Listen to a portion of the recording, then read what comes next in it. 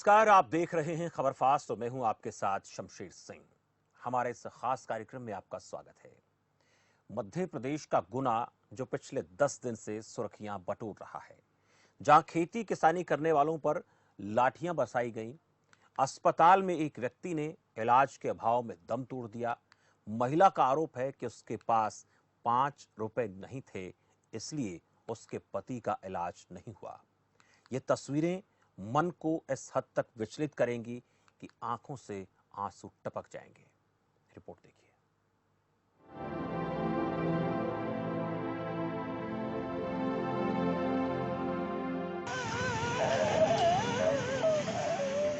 ये उस बेबस महिला का रुदन है जिसने 5 रुपए के अभाव में अपने पति को खो दिया।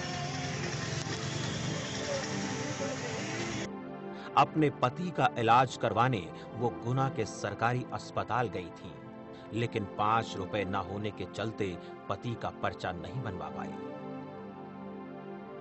12 घंटे तक अस्पताल के दरवाजे पर महिला अपने 2.5 साल के मासूम बच्चे के साथ बैठी रही, लेकिन इलाज नहीं मिला और महिला के पति ने दम तोड़ दिया।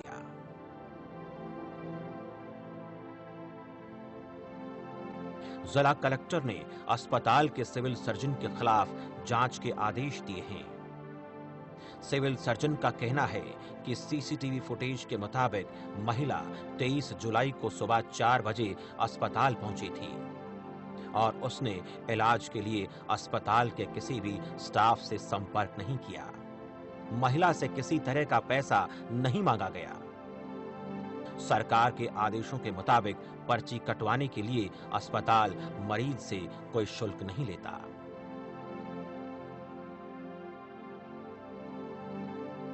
ठीक है साहब, आपकी बात मान लेते हैं कि महिला ने किसी से संपर्क नहीं किया। ठीक है, वो सुबह के 4 बजे अस्पताल आई। ये भी ठीक है कि उससे किसी ने पैसे नहीं मांगे। आपने जो कहा उसे सच मान लेते हैं। लेकिन ये भी सच है साहब कि अस्पताल के दरवाजे पर सुबह के 4 बजे कोई आम रोगी नहीं आता। कोई बेबस लाचार महिला अपने 2.5 साल के मासूम बच्चे को गोद में उठाए सुबह 4 बजे अपने बीमार पति को घुमाने के लिए अस्पताल नहीं लाती है। उसकी बेबसी, लाचारगी पर किसी को तरस क्यों नहीं आया? किसी ने भी उससे ये पूछने की जहमत क्यों नहीं उठाई कि उसे तकलीफ क्या है? इतने बड़े अस्पताल के सभी लोगों की संवेदनाएं उस वक्त कहां मर गई थीं? कलेक्टर साहब, सीसीटीवी फुटेज के आधार पर जांच के साथ साथ हो सके तो एक जांच उन मानवीय संवेदनाओं की भी करवा दीजिएगा जो महिला के पति के मरने से पहले ही मर गई थी।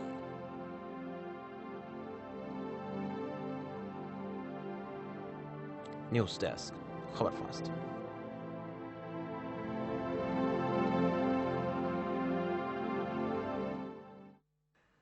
महिला का यह आरोप है कि 5 रुपए अगर उसके पास होते तो वो अपने पति की पर्ची कटवाकर इलाज करवा लेती, वो जिंदा बच जाता। अस्पताल ये कहता है कि सीसीटीवी फुटेज के आधार पर यह पता चला है कि महिला अस्पताल में नहीं आई। वो 4 बजे अस्पताल पहुंची है, लेकिन उसने किसी भी व्यक्ति के साथ संपर्क नहीं किया कि वो उसकी मदद कर सकें। ये मान भी लेते हैं कि उसने किसी से संपर्क नहीं किया, लेकिन जब सीसीटीवी फुटेज ये बता रहा है कि वो सुबह के 4 बजे यानी रात जिस वक्त होती है, वो अस्पताल में एंटर करती है, अपने पति को लेकर आती है। आप खुद अनुमान लगाएं कि कोई व्यक्ति क्या सुबह के 4 बजे अस्पताल में ऐसे ही आ जाता है? किसी न किसी आपात स्थिति में कोई व्यक्ति अस्पताल पहुंचता है। हो सकता है उसकी कोई बड़ी मजबूरी रही हो, उसने संपर्क ना किया हो, जैसा कि अस्पताल प्रशासन कहता है। और अगर उस महिला की बात माने तो क्या 5 रुपए के अभाव में किसी व्यक्ति की जान जा सकती है? यह भी हो सकता है कि अस्पताल प्रशासन ठीक कह रहा हो, लेकिन यह सवाल इस बात का नहीं है कि 5 रुपए उसके पास थे या नहीं थे, उस महिला ने पर्ची कटवाई या नहीं कटवाई। लेकिन जब वो 4 बजे सुबह अपने छोटे से 2.5 साल के मासूम बच्चे को गोद में उठाकर अपने बीमार पति को अस्पताल लेकर आती है, तो क्या किसी भी व्यक्ति की संवेदनाएं नहीं जागी? उस अस्पताल में काम करने वाले जितने भी लोग थे, किसी गार्ड ने क्या उस महिला को नहीं देखा? पूछा क्यों नहीं उससे कि वो यहां क्या करने आई है? किसी ने यह जानने की जहमत क्यों नहीं उठाई? किसी की संवेदनाएं उस वक्त क्यों नहीं जागी? ये संवेदनहीनता ही कई सवालों को जन्म देती है और इसी संवेदनहीनता के चलते जहां तक समझ आ रहा है, इस व्यक्ति की मौत हो गई और ये महिला बेबस, लाचार, रोती रही, बिलखती रही। आज इसी संवेदनहीनता पर हम चर्चा करेंगे कि आखिर इंसान की संवेदनाओं को हो क्या गया है? वो क्यों किसी की जिंदगी को इसी तरह से मरने के लिए खुलेआम छोड़ देता है? और क्या 5 रुपए कोई कीमत होती है किसी की जिंदगी की? ये वो सवाल हैं जो आज खड़े हुए हैं। और ये केवल एक अस्पताल की हम बात नहीं कर रहे, ऐसे जाने कितने अस्पताल हैं जहां पर पर्ची के अभाव में या किसी और वजह से लोग दम तोड़ देते हैं, फाइल बनाई जाती हैं, बंद कर दी जाती हैं और जांच के नाम पर लीपापोती कर दी जाती है। ऐसी परिस्थितियां हिंदुस्तान में क्यों घटित हो रही हैं? हम बात करते हैं 21वीं सदी के हिंदुस्तान की, हम बात करते हैं कि 21वीं सदी भारत की होगी, हम बात करते हैं कि हम तमाम दुनिया के मुल्कों को अपनी अर्थव्यवस्था से, अपनी ताकत से नेस्तनाबूद कर देंगे, लेकिन हमारे अंदर की कमजोरियों को हम क्यों नहीं आज तक ठीक कर पाए? किसी व्यक्ति की जिंदगी को हम क्यों नहीं बचा पाते हैं?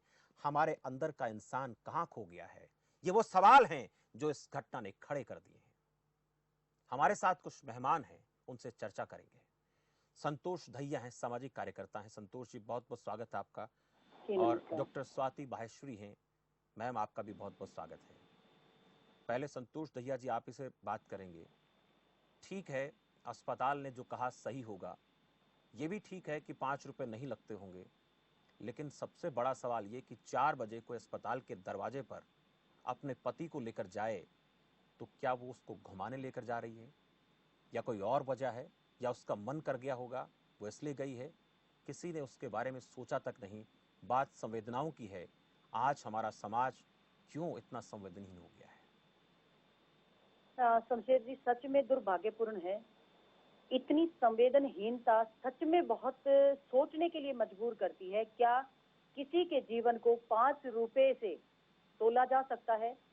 मैं ये मानती हूँ, जो अभी मैं देख रही थी स्टेटमेंट उनकी, डॉक्टर्स की देख रही थी, डायरेक्टर की देख रही थी मैं स्टेटमेंट। उन्होंने कहा कि मुझे किसी ने बताया नहीं, किसी से उन्होंने बात नहीं करी। लेकिन मैं एक चीज और समझ रही हूँ, एक महिला जो 4 बजे छोटे से बच्चे के साथ अपने बीमार पति को लेकर वहां बैठी है, किसी डॉक्टर ने उसको ना देखा हो, लेकिन क्या और कोई व्यक्ति भी वहां नहीं था जिसने उनको देखा होगा? क्या किसी की आत्मा ने नहीं ये कहा कि इनसे पूछा जाए क्या बात है?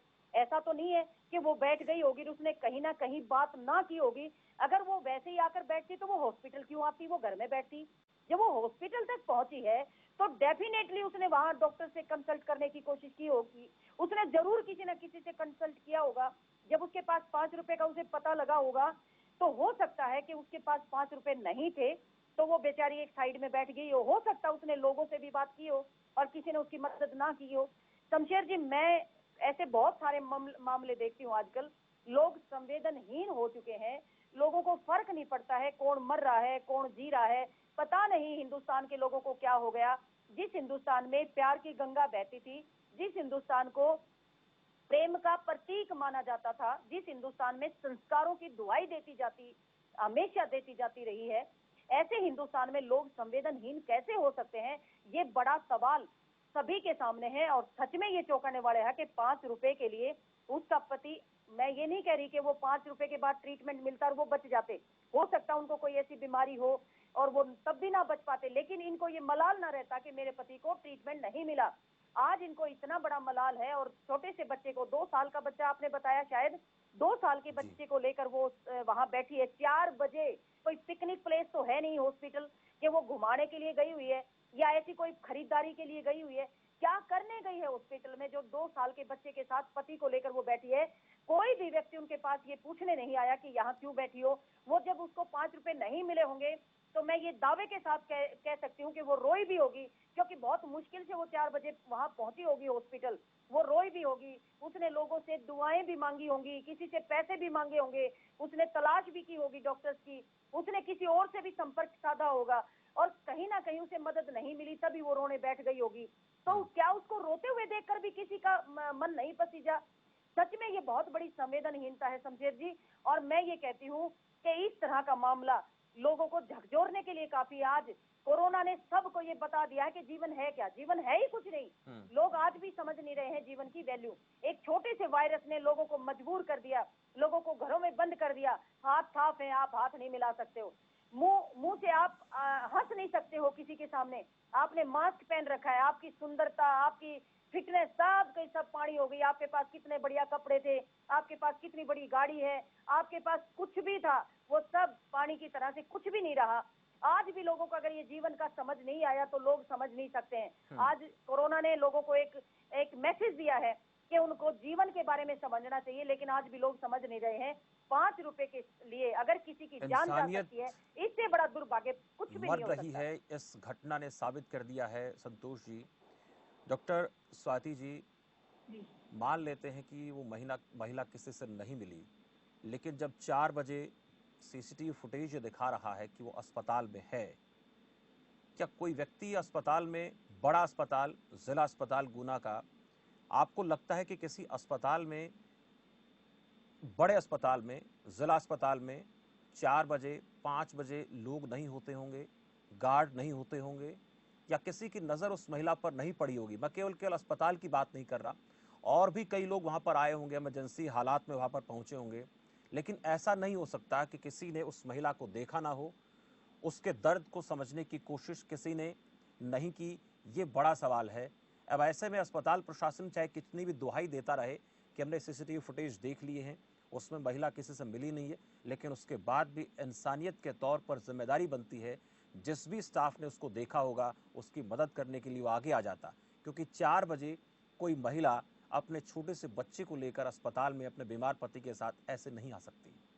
बिल्कुल ठीक कहा है शमशेर जी आपने। और बहुत दुख की बात है कि इस तरह की घटना हमारे सिस्टम के फेलियर्स को उजागर करती है, और तब हमें पता चलता है कि कहाँ कमियां हैं। और ये एक बहुत बड़ी, लेकिन तब तक इतनी देर हो जाती है कि किसी न किसी की जान चली गई, और जिसकी जान गई है उसके साथ साथ उसके परिवार का भी क्या हश्र होगा अब, ये भी समझना जरूरी है। वहीं अब एक बात और ये भी दिखती है कि जिस तरह से कोरोना महामारी आई है, वैश्विक महामारी आई, इसने न केवल हमारे हेल्थ सिस्टम की जो दयनीय स्थिति थी उसको उजागर किया है, बल्कि जिस तरह से आपने कहा मानवीय संवेदनाओं का भी फेलियर हो गया है। देखिए कोरोना के समय में अगर आप देखें तो लोग अपने ही परिजनों की डेड बॉडीज को लेने नहीं जा रहे, ये सोचकर कि व्यक्ति तो मर गया है लेकिन हमें उससे इन्फेक्शन ना हो जाए। लोग अपने ही माँ बाप की बॉडीज लेने नहीं जा रहे हैं। आप देख रहे हैं लोगों को एक्सीडेंट हो रहा है तो लोग आगे बढ़कर मदद नहीं कर रहे हैं, ये सोचकर कि कहीं इसे कोरोना ना हो सकता है कि कुछ लोगों के मन में ये भावना भी आई हो कि इसके साथ जो व्यक्ति है, यानी कि जो इसका पति है, उसे कोरोना तो नहीं है, और इस वजह से लोग आगे बढ़कर आगे ना आए। तो आज एक ऐसे कठिन दौर से हम गुजर रहे हैं, मानवता भी एक इतने कठिन दौर से गुजर रही है जहां लोग लगातार एक दूसरे को शक की निगाह से देख रहे हैं आज की तारीख में कि कहीं दूसरे व्यक्ति को कोरोना तो नहीं है, हम बढ़कर हाथ ना बढ़ाएं, हम कोई मदद ना करें। और वहीं कहीं ना कहीं जो हमारे बड़े हॉस्पिटल्स में बिचौले होते हैं, जो इस तरह के लोग होते हैं जो ऐसे में पैसा कमाने की फिराक में रहते हैं कि हम किसी तरह से दूसरे की मजबूरी का फायदा उठा लें और पैसे कमा लें, तो हो सकता है कि ये किसी न किसी ऐसे व्यक्ति से मिली हो जिसने इन्हें गुमराह किया हो कि यहाँ पैसे लगेंगे तब तुम्हारा एडमिशन होगा, जिसकी वजह से शायद ये महिला बाहर ही रुक गई हो और अंदर तक जाने की इसकी हिम्मत ना हुई हो। तो कई सारी चीजें हैं जिनकी तरफ इस वक्त मेरे ख्याल से प्रशासन को देखना चाहिए कि क्या कमियां हैं, क्यों इतनी बड़ी बात हो गई कि एक लेडी जो अपने हस्बैंड को सुबह 4 बजे लेकर पहुंचती है, वो भी इलाज नहीं ले पाती, अस्पताल के बाहर दम तोड़ रहा है उसका व्यक्ति, रास्ते में भी नहीं, सारा दिन अस्पताल के बाहर बैठने के बाद इस तरह की घटना हो रही है। तो बहुत ज्यादा सोचने की जरूरत है। और देखिए कोरोना महामारी ने लगातार इस बात के लिए हम सभी पूरे देश को जागृत किया है कि हेल्थ सिस्टम एक ऐसा सिस्टम है, जो हमारा स्वास्थ्य का सिस्टम है, कि वो अच्छा होना बहुत ही जरूरी है। हमारा लॉकडाउन भी शायद थोड़ा छोटा हो जाता, इतना लंबा नहीं होता, अगर हमारी स्वास्थ्य सेवाएं पहले से अच्छी होती। आज की तारीख में अगर हम देखें तो भारत में केवल 1.28% जीडीपी जो है वो स्वास्थ्य सेवाओं पे खर्च होता है, जबकि हमारे सरकार ने भी ये फैसला लिया था कि 2025 तक हम इसे 2.5% तक ले जाएंगे। लेकिन अगर विश्व की बात करें तो 6% सारी एवरेज है विश्व का इस वक्त जीडीपी खर्चा जो कि स्वास्थ्य सेवाओं पर होता है, पर हमारे भारत में अभी भी आप देखिए इतना ज्यादा नहीं है। तो कहीं ना कहीं अब ये भी एक बहुत बड़ी मजबूरी और एक जरूरत बनकर सामने आ गया है कि हमारे स्वास्थ्य के जो जितने भी अस्पताल हैं, जगह हैं, वहाँ डॉक्टर्स की चाहे बात करें, चाहे नर्सेस की बात करें, चाहे अस्पताल के इंफ्रास्ट्रक्चर की बात करें, इस वक्त प्रशासन को, सारे राज्य प्रशासनों को भी बहुत ज्यादा जरूरी है कि इनको दुरुस्त करें, इनको बेहतर बनाएं। क्योंकि अब एक तरफ कोरोना से पीड़ित लोग हैं, तो एक तरफ दूसरी बीमारियों से जूझते हुए भी लोग हैं जो कि बहुत ज्यादा परेशानी उठा रहे हैं।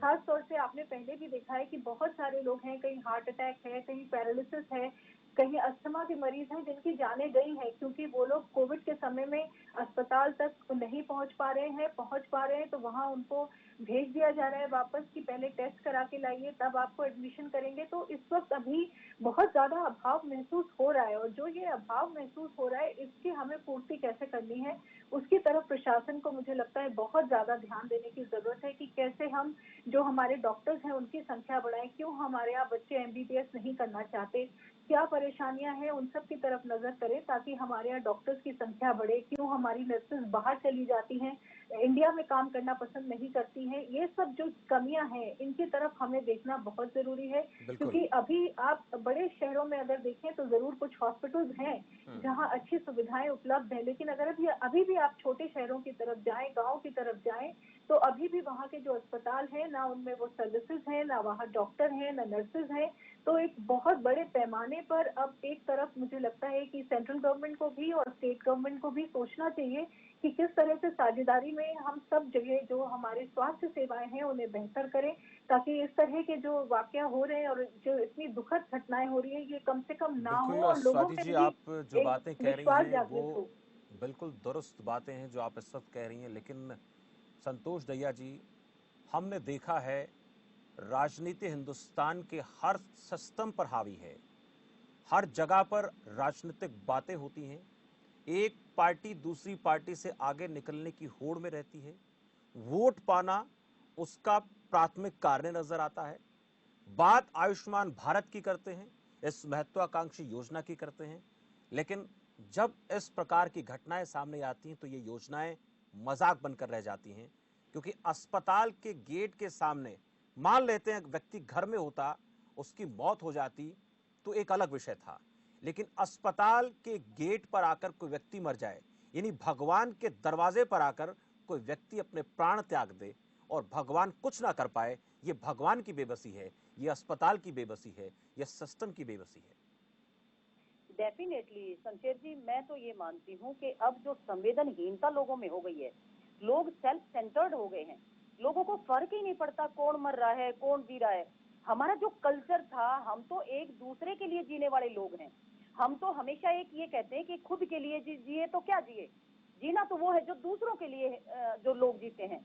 लेकिन देखो, जो हॉस्पिटल के बाहर महिला आ गई है, जो सारा दिन बैठी रही, जिसको ये पता लगा कि 5 रुपए की कोई पर्ची कटेगी, उसके बाद एडमिट होगा, उसका हस्बैंड को किया जा सकता है, उसके बाद मैं ये मानती हूँ कि कहीं ना कहीं कि डॉक्टर्स तक वो मैसेज ना गया हो, लेकिन कोई रिसेप्शनिस्ट भी वहां होगा, कोई चौकीदार भी होगा, कोई सिक्योरिटी मैन भी होगा, कोई और लोग भी होंगे जिनके परिवारजन वहां एडमिटेड है, पहले से एडमिट हो रहे हैं। कोई ना कोई ऐसा व्यक्ति जरूर होगा जिसने उनको देखा होगा।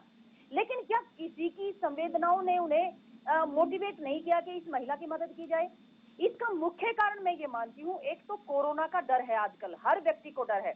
जैसा कि अभी बात कर रहे थे कि कोरोना के कारण इतना ज्यादा भय लोगों में हो गया है कि लोग अपने परिवार की डेड बॉडी को लेने नहीं जा रहे हैं, उनके संपर्क में नहीं आ रहे। उनको लगता है कि ये इनकी डेथ हो गई है, ऐसा ना हो कि हमारी भी ये वायरस आ जाए और हम भी इसकी चपेट में आ जाएं। ये जो डर पैदा हो गया, इसके कारण मैं देख रही हूँ अगर एक्सीडेंट हो जाता है तो लोग उनको उठा नहीं रहे हैं आजकल। अगर कोई मदद मांगता है तो कोई बिठा नहीं रहा है। राजस्थान में मैं बताऊंगी, अभी लॉकडाउन में ही जब हुआ कि कलकत्ता में एक लड़की राजस्थान से थी और कलकत्ता में वो नौकरी करती थी, उसने मुझे एक रोते हुए वॉइस मैसेज किया कि दीदी मैं मरने वाली हूँ, मुझे बचा लो प्लीज। मैंने कहा क्या हुआ? बोले मैं 10-15 दिन से मुझे बुखार था, आज मैंने सोचा कि मैं डॉक्टर को दिखा लेती हूँ, दवाई ले लेती हूँ। मैं नीचे उतरी और सामने ही पुलिस वाले खड़े थे। मैंने उनसे कहा भाई मुझे हॉस्पिटल छोड़ दो। उन्होंने कहा लगभग 1 किलोमीटर पे हॉस्पिटल है और आप पैदल चले जाएं। उसके बाद यूं बोली मैं पैदल चलती रही मुझे हॉस्पिटल नहीं मिला, 1-1.5 किलोमीटर तक मैं चली हूँ और उसके बाद मुझे बीच में एम्बुलेंस मिली। एम्बुलेंस वालों से भी मैंने रिक्वेस्ट की, उन्होंने भी कहा कि भाई अभी हम नहीं छोड़ सकते, आप पैदल चले जाइए, 1-1.5 किलोमीटर पे हॉस्पिटल है। बोली दीदी मुझे चलते चलते 1-1.5 किलोमीटर हो लिया, मैं हाफ रही हूँ, मुझे बहुत तेज बुखार हो गया है और बहुत बुरी तरह से वो रो रही थी, मैं क्या करूं। मैंने कहा पहले तो तुम आराम से एक जगह पे बैठ जाओ, कोई छाया है, यहाँ आसपास पेड़ है। बोली है। मैंने कहा उसके पास बैठो तुम और फोन को ऑन रखो, मैं फोन पे रहूंगी। मैं लगातार उससे बात करती रही, मैंने कहा चुपचाप बैठो, पहले ही मुझे ये बताओ यहाँ पानी है आसपास। बोली पानी तो नहीं है, मैं देख लेती हूँ। मैंने कहा पहले आसपास पानी देखो, उसने पानी देखा। बोली दीदी पानी मिल गया, उसने पानी पिया। उसके बाद मैंने उसको कहा कि रोना बंद करो, रोना बंद करोगी तब तुम्हारी कोई मदद करेगा, नहीं तो कोई नहीं करेगा। उसके बाद उसने रोना बंद किया और लगातार मैं उसको मोटिवेट करती रही। मैंने कहा तुम्हें कुछ नहीं है, बुखार है, ठीक हो जाओगी, लेकिन तुम रोना बंद करो, पानी पियो, आराम से बैठो। 5-10 मिनट वो बैठी रही, मैं फोन पे रही। फिर मैंने कहा किसी रिक्शा वाले को कहो भाई मुझे हॉस्पिटल छोड़ दो। तब एक रिक्शा वाले ने, पहले तो रिक्शा वाले कई आए, उन्होंने नहीं छोड़ा क्योंकि रो रही थी, सबको डर था कि इसको कोरोना है और किसी ने नहीं छोड़ा। फिर उस रिक्शा वाले ने, एक रिक्शा वाला उसने लिया, जब वो चुप हो गई वो फिर उसको हॉस्पिटल में छोड़ा। उसके बाद मैंने अपने जो व्हाट्सएप ग्रुप बनाए सब में मैसेज किया कि ऐसे ऐसे करके एक लड़की वहाँ कोलकाता के फलाने हॉस्पिटल में, अगर कोई मदद कर सकता है तो प्लीज मुझे कांटेक्ट करने की कोशिश करें। एक भला आदमी जिसका मैं आपके चैनल के माध्यम से भी धन्यवाद करना चाहूंगी, दीपक नाम के एक लड़के का मेरे पास फोन आया। उसने कहा बहन जी मैं हॉस्पिटल में पहुंच गया हूँ और मुझे बताइए कि मैं अब क्या मदद करूं। उससे पहले शमशेर जी मैं आपको एक चीज बताना चाह रही हूँ, लोग बार बार ये कह रहे थे उस लड़की का नंबर दे दो, उस लड़की का नंबर दे दो। मैंने कहा वो बीमार है, वो कैसे फोन अटेंड करेगी, उसकी बैटरी खत्म हो जाएगी, उसमें एनर्जी नहीं है। तुम मेरे से बात करो और मैं नंबर केवल उस व्यक्ति को दूंगी जो हॉस्पिटल में पहुंच जाए। मुझसे बताओ तुम मदद अगर करना चाहते हो। जब मैं बात कर रही थी फिर कह रहे जी मैं कोलकाता से इतनी दूर हूँ, यातायात का कोई साधन नहीं है, मैं कैसे जाऊँ। फिर नंबर क्यों मांग रहे हो उस लड़की का, इतनी इनसेंसिटिविटी मैं बता रही हूँ। उसके बाद वो लड़का वहां पहुंचा, उसने दवाई दिलवाई और उस लड़की को उसके घर छोड़ा। आज हालांकि वो कोरोना पॉजिटिव पाई गई लड़की, लेकिन आज वो सुरक्षित है। और जब हमने अंतर्राष्ट्रीय महिला खाप कॉन्फ्रेंस करी थी, उस लड़की ने बताया कि मेरे लिए तो संतोष दीदी भगवान बन के आई है, नहीं तो मैं उस दिन मर गई थी। कि मैं ये कहना चाहती हूँ कि उस वक्त कोई भी व्यक्ति अगर किसी का सहारा बन जाए, लोग उसको भगवान का दर्जा दे देते हैं। तो मैं ये और कहना चाहती हूँ इतनी ऐसा इस घटना में भी हो सकता था, अगर किसी ने भी इसमें हो सकता था अगर उनको कोई मदद कर सांत्वना देता तसल्ली उस थोड़ी देने महिला की को, कोशिश की शमशेर होती। भाई रोते हुए उस ठीक है महिला को संतोष जी, कोई मैं व्यक्ति अगर मदद कर हमारे देता साथ अधिवक्ता तो के ये तौर महिला पर उसको अपना बिल्कुल भगवान मानती है और उसका पति हो सकता है बच जाते। बच जाता है। लेकिन डॉक्टर लोग इतने इंसेंसिटिव हो गए हैं, लोग पता नहीं, मुझे समझ नहीं आ रहा कहाँ जाएंगे, क्या सोचते हैं, क्यों नहीं मदद कर पा रहे, ये दुर्भाग्यपूर्ण है। अधिवक्ता के तौर पर डॉक्टर शालिनी यादव हमारे साथ जुड़ी हैं। शालिनी जी स्वागत है आपका। शुक्रिया। डॉक्टर शालिनी जी, जो विषय है वो इस प्रकार का है कि उसमें संवेदनहीनता ज़्यादा नज़र आती है और उस संवेदनहीनता के चलते किसी का पति आज इस दुनिया में नहीं रहा। लेकिन अगर इस मामले को मैं आपसे कानूनी तौर पर समझना चाहूँ कि अस्पताल के परिसर में आकर कोई व्यक्ति मर जाता है, हालांकि उसमें जो अस्पताल प्रशासन का ये कहना है कि महिला किसी से मिली नहीं, लेकिन 4 बजे अस्पताल वो पहुंची, यानी सीसीटीवी में वो नजर आ रही है, किसी ने उसको देखा भी होगा। ये मामला क्या है, क्या बनता है इस मामले में? महिला के पति की मौत हो चुकी है और अब वो ये कह रही कि मैंने कोशिश की पर्ची कटवाने की, किसी ने पर्ची काटी नहीं, 5 रुपए मुझसे मांगते रहे। पर अस्पताल प्रशासन का यह कहना है कि पैसा तो लगता ही नहीं, पैसा किसी ने मांगा भी नहीं, लेकिन ये हो गया है कि उसके पति आज इस दुनिया में नहीं है। ये मामला क्या बनता है? देखिए शमशेर जी, जो हुआ वो बहुत दुर्भाग्यपूर्ण है जी। और इस तरह की न्यूज़, इस तरह के इवेंट्स जो है वो काफी कॉमन है हमारे यहाँ पे कि सिस्टम की संवेदनहीनता वो बहुत देखने को मिलती है। लेकिन इसमें बहुत क्लियरली अगर वो वहाँ पहुंची हैं और अगर वो अपना क्लेम प्रूव कर सकती हैं, सीसीटीवी कैमरास आप कह रहे हैं कि वहाँ पे हैं, तो अगर उन्होंने पर्ची बनवाने की कोशिश की है और पर्ची नहीं बनी, अगर वो हॉस्पिटल में पहुंच गई हैं और मरीज को नहीं देखा गया है, तो ये डायरेक्टली क्रिमिनल लायबिलिटी बनती है फॉर मेडिकल नेग्लिजेंस। यानी कि अस्पताल ने और डॉक्टरों ने उनका ध्यान नहीं दिया, उनकी नेग्लिजेंस, उनकी नजरअंदाजी और उनके एटीट्यूड की वजह से, उनके बेरुखेपन की वजह से उस पेशेंट की मृत्यु हुई है। तो डेफिनेटली उनका केस बनता है और सुप्रीम कोर्ट ने भी ऐसे कई केसेस में यही डिक्लेयर किया है कि medical negligence is a ground for criminal liability.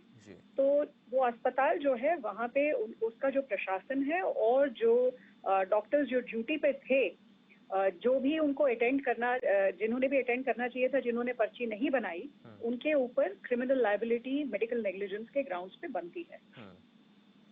Doctor Shalini जी, ये जो इस तरह के मामले होते हैं, इन मामलों को अगर हम कम करना चाहें, खत्म करना चाहें, क्या हो सकता है, क्या चीजें कारगर हो सकती है? क्योंकि कानूनी पहलू भी बड़ा महत्वपूर्ण हो जाता है। ऐसे लोग जांच के दायरे में आते भी हैं, जांच होती भी है, लेकिन जांच के नाम पर रिजल्ट शून्य आता है। इस जांच को कैसे बेहतर किया जाए? अब जांच के आदेश दे दिए गए हैं, लेकिन हम भी देखेंगे, आप भी देखेंगे, कुछ समय के लिए 2-4 लोगों को सस्पेंड कर दिया जाएगा और थोड़े समय बाद वही लोग आकर कुर्सी पर बैठकर अपना उसी तरीके का काम करेंगे और फिर किसी न किसी किस प्रकार से मौत हो जाएगी। जी शमशेर जी, ये हमारे लीगल सिस्टम की बहुत कमजोरी है कि इस तरह से जो क्रिमिनल्स हैं, जो अपनी रिस्पॉन्सिबिलिटी अपनी रिस्पॉन्सिबिलिटी ठीक से नहीं निभाते हैं और सिस्टम की कमजोरी की वजह से छोड़ दिए जाते हैं। तो देखिए, इसमें सीधी सी बात है कि सब जानते हैं कि सबसे पहले तो हमारा जो जजेस पर पर्सन है, हिंदुस्तान का जो लीगल सिस्टम है, उसमें हमारे जो कोर्ट्स हैं उसमें इतने जजेस ही नहीं हैं। केसेस बहुत लंबे लंबे खींचते चले जाते हैं। उसके अलावा जिन पेशेंट्स की हम बात कर रहे हैं, जिस औरत के पास 5 रुपए भी अगर नहीं थे उस वक्त उसको पर्ची खरीदने के लिए, तो उसके लिए सिस्टम से न्याय एक्सपेक्ट करना और न्याय लेना बहुत मुश्किल हो जाता है। हमारे सिस्टम में डेफिनेटली लीगल हेल्प है, लोगों को दी जाती है, जो फ्री ऑफ कॉस्ट भी होती है, लेकिन वहां तक ही पहुंचने के लिए पहले तो अवेयरनेस होना बहुत जरूरी है लोगों में। जब तक कि हमारे तंत्र में, हमारे समाज में लीगल राइट यानी अपने जो अधिकार हैं उनके प्रति जनता जागरूक नहीं होगी, उनको जागरूक नहीं किया जाएगा। और मेरा ये मानना है कि ये जुडिशरी की रिस्पॉन्सिबिलिटी बनती है, ये सिस्टम की रिस्पॉन्सिबिलिटी बनती है कि लोगों को उनके अधिकार के प्रति अवगत करा जाए।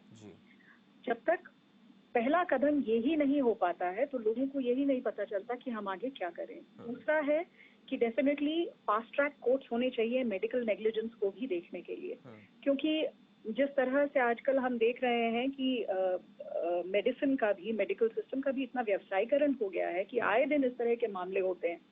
लेकिन जब तक कि उनके लिए भी फास्ट ट्रैक कोर्ट्स और स्पेशल कोर्ट्स नहीं बनाए जाएंगे और उनको तेजी से सॉल्व नहीं किया जाएगा केसेस को, तब तक मेरे ख्याल से कोई चेंज आना और चेंज की उम्मीद करना भी बहुत मुश्किल नजर आता है। डॉक्टर स्वाति जी, आपसे छोटा सा सवाल मेरा, थोड़े समय थोड़ा कम है, नैतिकता के आधार पर क्या होना चाहिए? क्या वहाँ के सिविल सर्जन को अपने स्तर पर जांच करके कहीं कमी पाई जाती है तो कानून जांच करे, उससे पहले उनकी नैतिक जिम्मेदारी तो बनती होगी कुछ अपनी तरफ से एक्शन ले?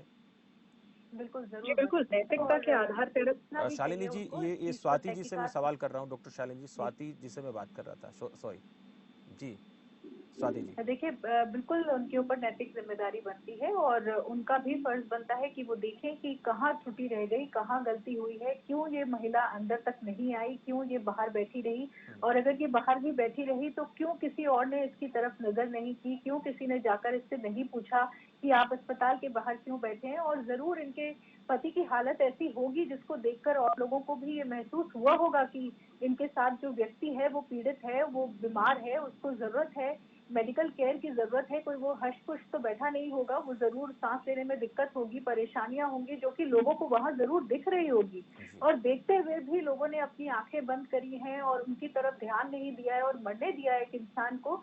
तो जरूर मुझे लगता है कि सबकी तरफ, सबके ऊपर एक प्रश्न चिन्ह उठता है और देखने की जरूरत है अस्पताल को भी और जिला प्रशासन को भी कि कहाँ कमी रह गई है। संवेदनाओं का ये सवाल है, नैतिकता का सवाल है। कानूनी पहलू को लेकर जैसे शालिनी यादव जी ने बताया कि वह बड़ा पेचीदा है, उसमें न्याय की उम्मीद रखना बहुत जल्द आसान नहीं है। बहुत बहुत शुक्रिया आप सभी का। संतोष जी, आपका बहुत बहुत आभार। डॉक्टर स्वाति जी, आपका भी शुक्रिया। डॉक्टर शालिनी जी, आपका भी शुक्रिया। डॉक्टर शालिनी जी ने एक बात, बड़े फतेह की बात इस दौरान कही कि जो महिला 5 रुपए के अभाव में अपने पति की पर्ची नहीं कटवा पाती, अगर इस पूरे मामले की जांच हो भी गई तो न्याय लेने के लिए किसके पास जाएगी? कौन उसका वकील बनेगा? कौन इस पूरे मामले में जांच करेगा, किसको इसमें सजा होगी। अगर कोई दोषी निकल भी आया तो कुछ समय के लिए हो सकता है सस्पेंड कर दिया जाए, फिर अपनी कुर्सी पर बैठ जाएगा। ये हमारे इस सिस्टम के ऊपर खड़े होने वाले वो अनवरत सवाल हैं जो कभी ख़त्म नहीं हो सकते। और वो इसलिए नहीं हो सकते क्योंकि हिंदुस्तान में राजनीति जब तक हावी रहेगी तब तक कोई व्यक्ति न्याय की उम्मीद नहीं लगा सकता। और फिर इसी तरीके से 5 रुपये के भाव में, 5 लाख के भाव में, 500 रुपये के भाव में, 1000 रुपये के भाव में लोग, गरीब लोग दम तोड़ जाएंगे और परिवार के सर से ऐसे लोगों का साया उठ जाएगा जो उस परिवार का भरण पोषण करते हैं, अपने नन्हे मुन्ने बच्चों का वो आसरा हैं, जैसा कि इस 2.5 साल के बच्चे ने खो दिया है। नमस्कार।